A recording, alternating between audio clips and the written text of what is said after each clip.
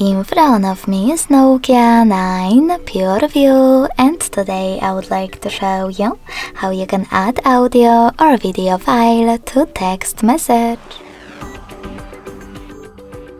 You need to begin by going into Messages app and selecting one of your chats.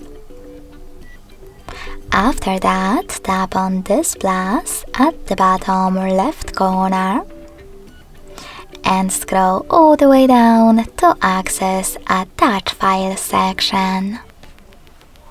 Now you can hold your files right away over here, tap on one of those apps, or click on those three lines at the top left corner to tap on one of those sources.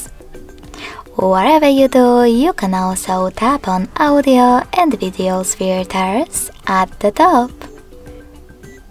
Then just hold your file that you wish to add. And last but not least, hit select at the top right corner.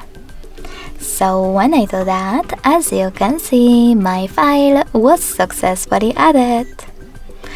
Thanks so much for watching. If you enjoyed this video, don't forget to leave a like, comment and subscribe. Bye!